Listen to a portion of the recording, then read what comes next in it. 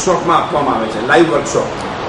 એટલે એનો આઈડિયા એવો છે કે બહુ બધા લોકો બહુ બધી જગ્યાએ જઈ ના શકે શીખવા માટે. એને બદલે અમે એક્સપર્ટ્સને અહીંયા ઇન્વાઇટ કરીએ છીએ અને લગભગ 450 ડેલિગેટ્સ અહીંયા આવવાના છે કે જે આ બધું નિહાળશે, ક્વેશ્ચન આન્સર કરશે, જોશે અને આઈ એમ શ્યોર કે પછી એમના પેશન્ટ્સને જ્યાં બી કામ કરતા હશે ત્યાં જઈને લોકો કરી શકશે. થોડું ઘણું કરતા હોય પણ તમે એક્સપર્ટીઝ તો ત્યારે જોઈ શકો કે જ્યારે આપણી પાસે 5 જાપાનથી સર્જન આવવાના છે, 1 યુકેથી આવવાના છે અને 1 આમ્સ્ટરડામથી આવવાના છે, એટલે યુરોપથી આવવાના. પહેલી વાર લાઈવ લીવર સર્જરી બતાવવાના છે અમે લેપ્રોસ્કોપિક દ્વારા, અને એને માટે ઘણા બધા સાધનો અહીંયા આગળ ઇમ્પોર્ટ બી કર્યા છે અને કંપનીવાળા અહીંયા આગળ સાધન મૂકવાના પણ છે. અમદાવાદની અંદર મેડિકલ કોન્ફરન્સ માટેનું આ હબ બને એવું અમારું એક સ્વપ્ન છે અને આ સ્વપ્નમાં પહેલું સોપાન કહીએ તો આ ઇન્ટરનેશનલ પ્રકારની કોન્ફરન્સ છે. અંગ્રેજીમાં કી હોલ સર્જરી કહેવાય, આમ લેપ્રોસ્કોપી કહેવાય. એ ઘણો પ્રચલિત શબ્દ છે.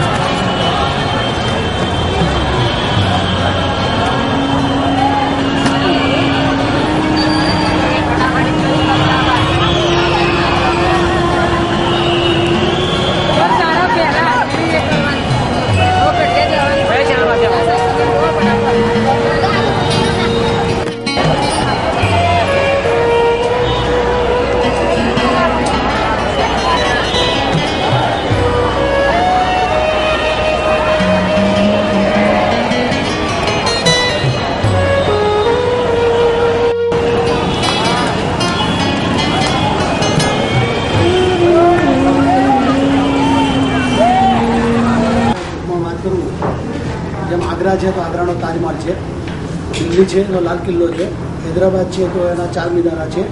એટલે દરેક શહેરની પોતાની એક અલગ આઈડેન્ટિટી છે. એટલે અમદાવાદનું બ્રાન્ડિંગ છેલ્લા 4 ફોટો પાડી અને પોતાનું નામ, સરનામું અને એડ્રેસ સાથે 2 જગ્યાઓ લખી છે ત્યાં મોકલવાનું હતું. ત્યાંથી જજીસની પેનલ ફાઇનલ કરે એ અમદાવાદની ઓળખ માટેનું આઇકોન બની શકે.